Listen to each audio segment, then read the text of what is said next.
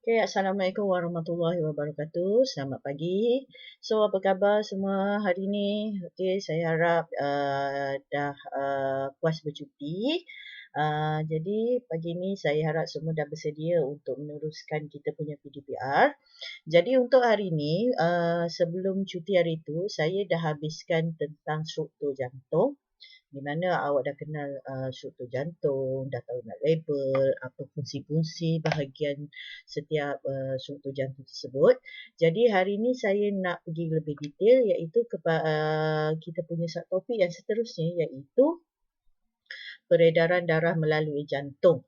Hari itu saya macam ada sentuh secara sentuh sikit je, touch sikit, tapi hari ini kita akan pergi lebih detail. Okey, so ini adalah rajah bagi peredaran darah melalui jantung. So saya dah bagi tahu hari itu ada dua jenis darah yang mengalir dalam awak punya sistem peredaran darah, iaitu darah beroksigen dan juga darah terdioksigen. So ingat balik, untuk darah beroksigen kita wakilkan dia dengan warna merah, dan untuk darah terdioksigen kita wakilkan dia dengan warna biru. So ini yang laluannya di dalam awak punya jantung, anak-anak panah ni. Okey. So kita tengok yang seterusnya. Okey. Untuk darah beroksigen, saya dah bagi tahu hari itu dia akan melalui daripada peparu, maksudnya you collect oxygen from the lung, so dia akan masuk dari sini dan keluar melalui aorta untuk pergi kepada to head and body, maksudnya kepada kepala dan seluruh badan. So laluan ini adalah bagi darah yang terdioksigen, maksudnya you dah guna, badan you dah guna, sel badan dah guna untuk respirasi, so masuk dan keluar balik kepada lung, paru. Okay, next. Okey, dan ini yang berlaku pada peparu, iaitu apabila berlaku pertukaran gas, you dah melakukan proses respirasi, berlaku pertukaran gas, oksigen akan masuk dalam awak punya alveolus. Kat sinilah berlaku pertukaran gas di mana oksigen tadi yang dapat daripada luar masuk ke dalam peparu untuk diedarkan ke dalam kapilari darah dan masuk ke jantung untuk kita pump ke seluruh badan. Ini gambaran pada you punya peparu. Okey, carta aliran peredaran darah. Okey, bermula daripada vena cava, aorta kanan, injak tricuspid, ventricle kanan, injak sabit, arteri pulmonary dan peparu. Okey, ini dari vena cava ni maksudnya daripada darah yang you dah guna, maksudnya badan you dah guna, dah berlaku respirasi sel, darah terdioksigen. Dia akan masuk melalui vena cava, pergi pada aorta kanan, okey. Injak tricuspid, ventricle kanan, injak sabit, arteri pulmonary, peparu. Pada peparu tadi, okey, akan berlaku pertukaran gas dan gas yang beroksigen akan masuk melalui vena pulmonary, pergi kepada aorta kiri, injak tricuspid, ventricle kiri, injak sabit, aorta dan akan dipump keluar ke seluruh badan. Aorta kiri ni apa? Atrium lah. Okey, ini pun atrium. So ini adalah carta aliran peredaran darah. Okey, salur darah dalam badan manusia hari itu saya dah sentuh sedikit. So kita ada bahagi kepada 3 iaitu arteri, vena dan juga kapilari darah. Okey, so fungsi arteri saya dah bagi tahu, mengangkut darah keluar daripada jantung, vena mengangkut darah masuk ke jantung, kapilari darah menyambut arteri ke vena. Maksudnya ini mengangkut darah keluar daripada jantung ke mana? Ke seluruh badan. Okey, mengangkut darah masuk ke jantung daripada mana? Dari badan. Maksudnya dah sel badan dah guna darah terdioksigen. Okey, ini dia punya size lumen. Okey, saya dah terangkan hari itu sebelum cuti. Untuk kewujudan injap, jenis darah, kadar pengaliran pun sama, saya dah terangkan. So, ini orang kata secara kita ulang balik, saya dah terangkan. Okay. Dan ini adalah orang kata sambungan rajah sambungan apa yang macam mana arteri, kapilari dan vena ni bersambung di dalam awak punya sistem peredaran darah.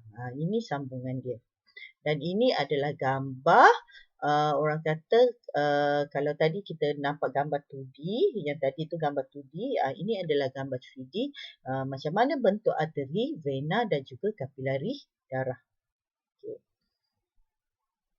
Okay. So boleh tengok 1 minit. Okay. Seterusnya, ini saya belum terangkan. Perbandingan antara darah beroksigen dengan darah terdeoksigen. Okey. Darah beroksigen, okey, berkepekatan tinggi. Untuk darah beroksigen, maksudnya oksigen dalam tu tinggi. Jumlah oksigen dalamnya tinggi. Okey, kalau darah beroksigen. Darah terdeoksigen berkepekatan rendah. Okey. Untuk karbon dioksida, terbaliklah, vice versa. Sebab ini darah beroksigen, maksudnya oksigen yang tinggi, karbon dioksida akan rendah. So, darah terdeoksigen vice versa lah. Kalau tadi oksigen dia kurang, kepekatan untuk karbon dioksida adalah tinggi. Kepekatan makanan tercena seperti glukosa dan asid amino adalah tinggi.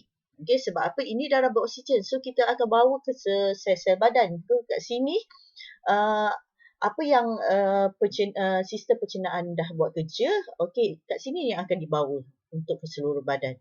So, bila oksigen dibawa ke seluruh badan, at the same time, bahan-bahan tercerna yang dah dicernakan oleh sistem pencernaan akan dibawa sekali. Okay.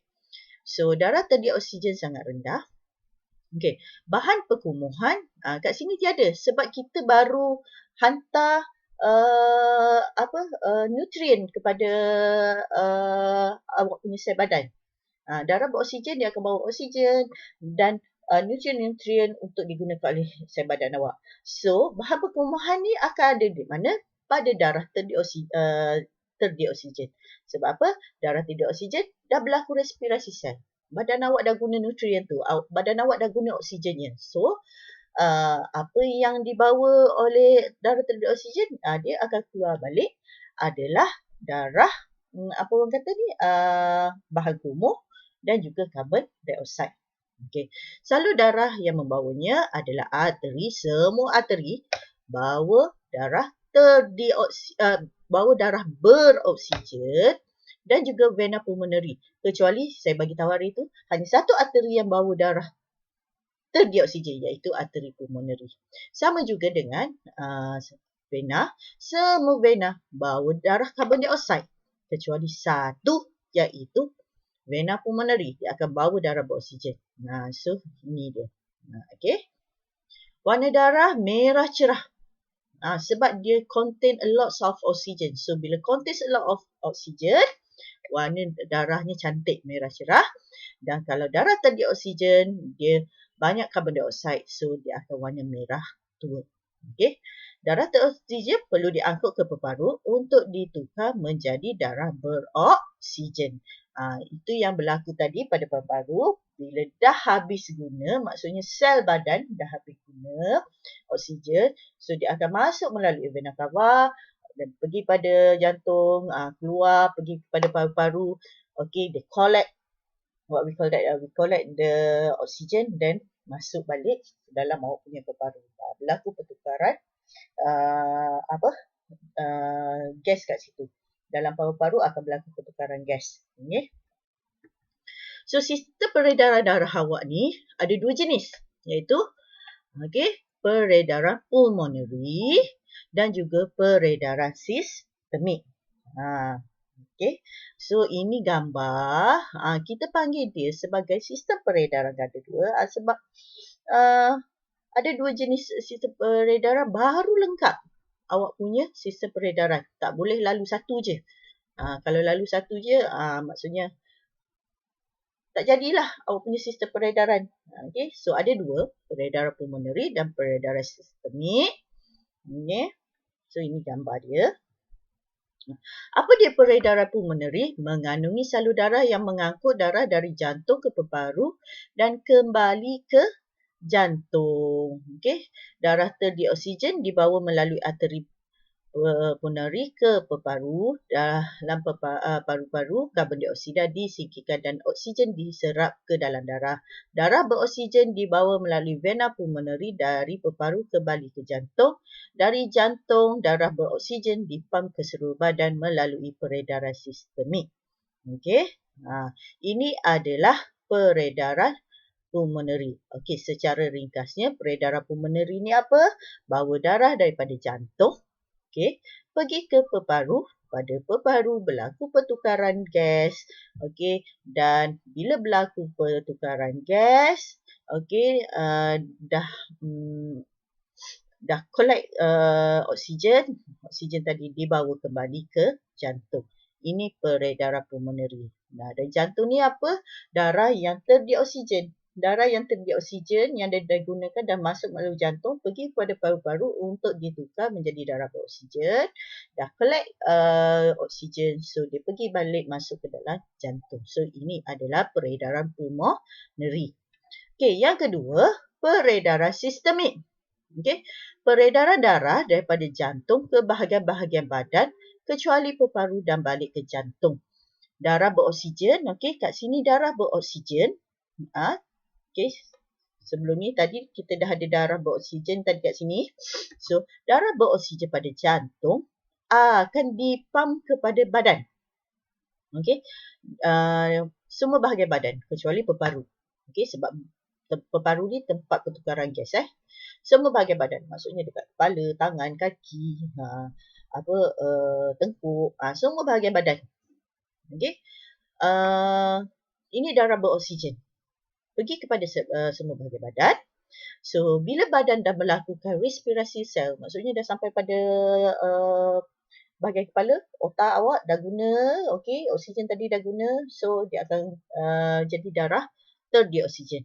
Okey, oksigen tadi dah sampai pada tangan, so respirasi sel berlaku, akan terhasil karbon dioksida. So, kat situ darah yang mengandungi karbon dioksida akan kembali kepada jantung. Kita akan bawa balik ke jantung. So, ini kita panggil dia sebagai peredaran sistemik. Okey, dan pada jantung, dia pergilah balik pada tadi peredaran pulmoneri.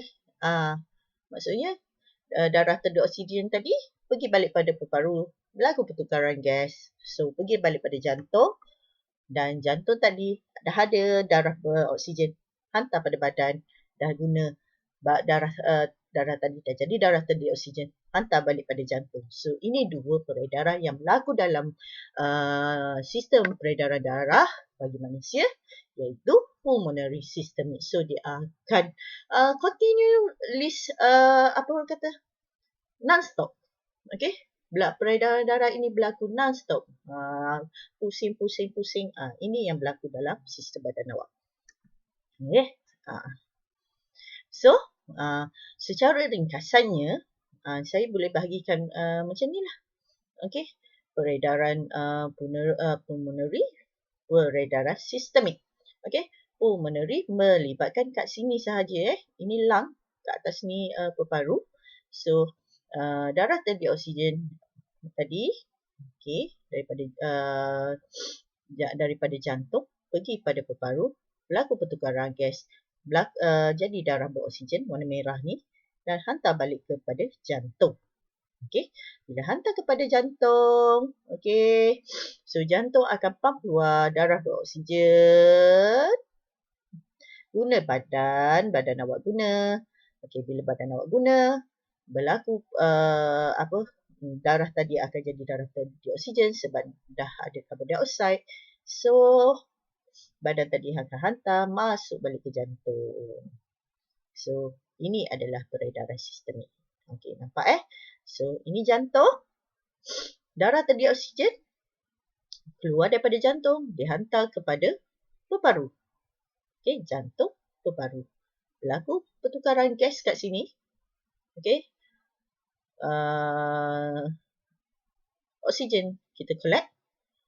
So, pergi balik pada jantung. Ini dah ada darah beroksigen warna merah pergi pada jantung. Okey.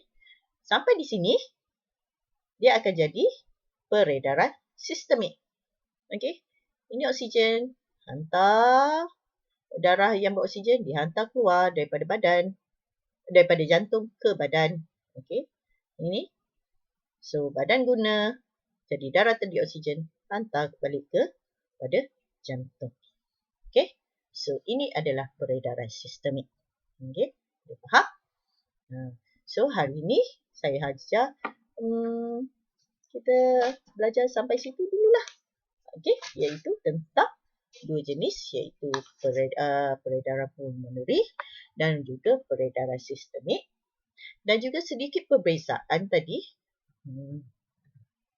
tentang darah beroksigen dan juga darah terdioksigen. Okey, untuk kelas seterusnya kita akan masuk kepada komponen darah awak. Okey, maksudnya darah awak ni dia ada komponen-komponen dia. Sel darah merah, sel darah putih. Okey.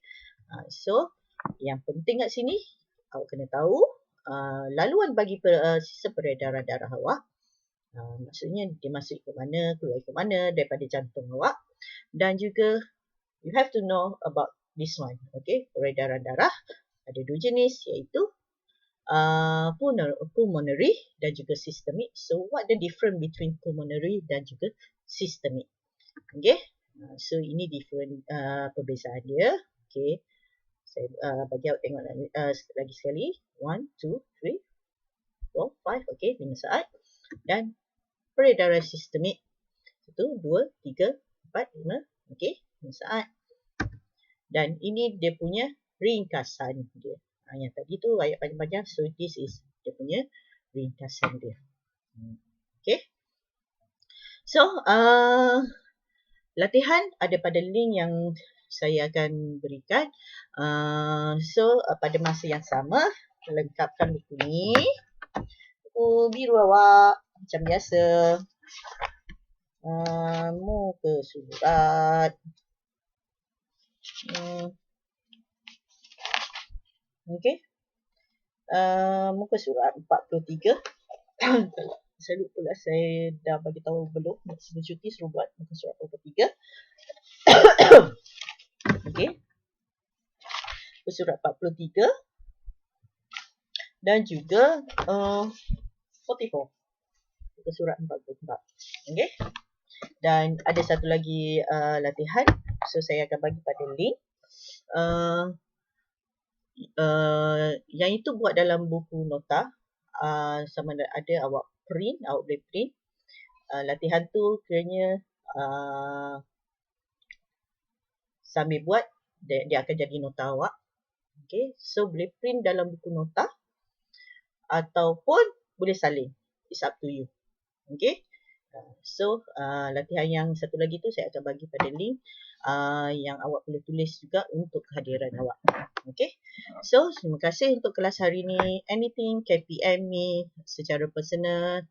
Okay, dan latihan tu nanti macam biasa ambil gambar untuk bukti, hantar dalam Google Form yang saya akan sediakan.